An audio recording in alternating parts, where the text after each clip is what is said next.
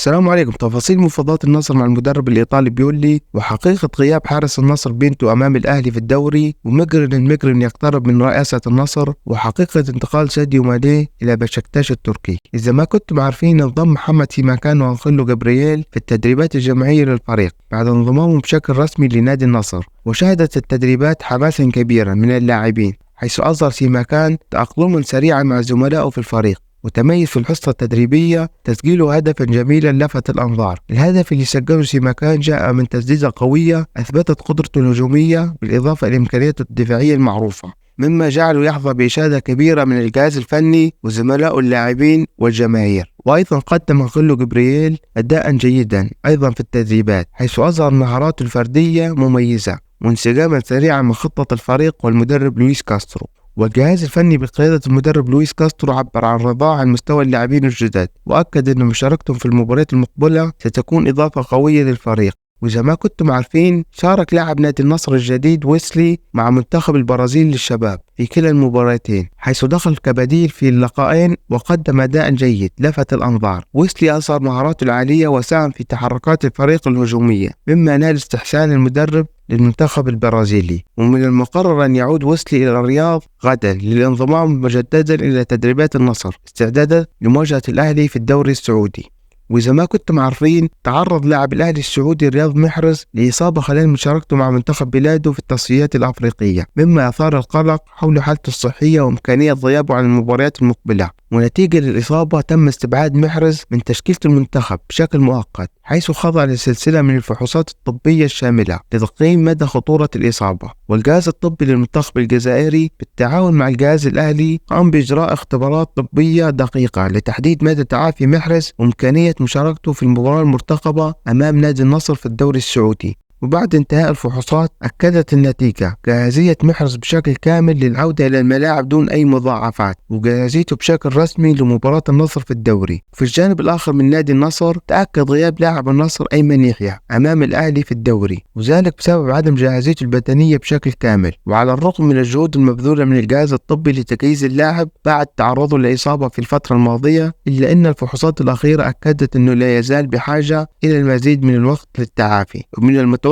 أن يواصل اللاعب برنامجه التأهيلي والعلاجي خلال الأيام المقبلة، على أمل أن يعود للمباريات في أقرب وقت ممكن. وإذا ما كنتم عارفين، حسب برنامج برا 18 إن الأستاذ رائد إسماعيل قام بالتواصل مع ميجرن لعرض فكرة توليه منصب رئاسة نادي النصر، في خطوة تهدف إلى البحث عن قيادة جديدة للنادي في ظل التغيرات الأخيرة بعد استقالة رئيس النصر السابق إبراهيم الميتب. وحسب نفس المصدر، فقد أبدى ميجرن موافقة مبدئية على هذا العرض، وأفادت مصادر مقربة منه بأنه سيقدم أوراق ترشحه بشكل رسمي خلال الأيام القليلة المقبلة ليكون أحد المرشحين لرئاسة النادي. ومع ذلك فإن القرار لم يلقي قبولا لدى جماهير النصر، اللي عبرت عن غضبها الشديد عبر مختلف منصات التواصل الاجتماعي. وقد طالب الجمهور بإعادة النظر في هذا الخيار، مشددين على أن ميجرن لا يمتلك الخبرة الكافية أو السجل الإداري اللازم لقيادة نادي بحجم نادي النصر، خاصة في ظل التحديات الكبيرة اللي يواجهها النادي النصر. والجماهير ترى أن المرحلة الحالية تتطلب رئيسا يمتلك خبرة واسعة في إدارة الأندية الكبيرة، وقادر على تحقيق الطموحات العالية لنادي النصر، خاصة مع النجوم العالميين الموجودين حاليا في صفوف الفريق، وتطلعات النادي للمنافسة على البطولات المحلية والقارية. ومن المتوقع أن تشهد الأيام المقبلة جدلا واسع حول هذا الموضوع والملف الهام، في ظل مطالبات الجماهير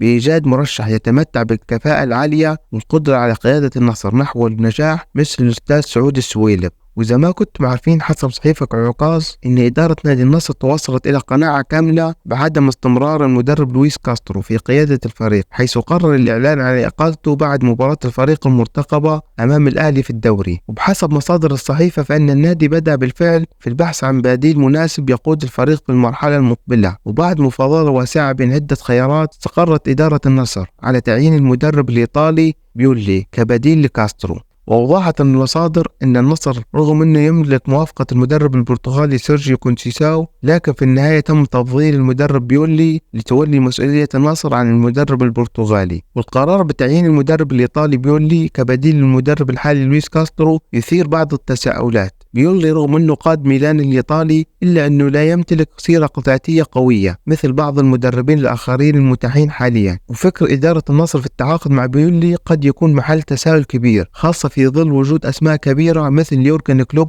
مدرب ليفربول السابق وزيد الدين زيدان مدرب ريال مدريد السابق اللي يمتلكون خبرة واسعة في تحقيق البطولات الكبرى. وحتى كونسيساو اللي كان لديه قبول من النصر والجماهير يعتبر خيارا قويا ولديه سجل مميز في عالم التدريب ومدرب أفضل من المدرب الإيطالي. ومن وجهة نظري يبدو أن القرار الإدارة بتفضيل بيولي على هؤلاء المدربين الكبار ليس هو الأفضل في الوقت الحالي. ورغم أن كاسترو قد يكون لديه بعض النقاط الضعيفة إلا أنه قد يكون خيار أفضل من المدرب الإيطالي، لأن النادي بحاجة إلى مدرب يمتلك القدرة على تحقيق النجاح وتقديم أداء مميز، بدلا من مخاطرة تعيين مدرب لا يمتلك تاريخ كبير في سجله في تدريب الأندية الكبيرة. وإذا ما كنتم عارفين تتواصل الاجتماعات المكثفة بين المسؤولين العراقيين في مختلف القطاعات لتنظيم وتجهيز اللقاء المرتقب بين نادي النصر السعودي والشرطة العراقي في دوري أبطال آسيا المقرر إقامته في ملعب كربلاء الدولي الأسبوع المقبل. وتأتي هذه الاستعدادات الكبيرة في إطار الحرص على ضمان نجاح المباراة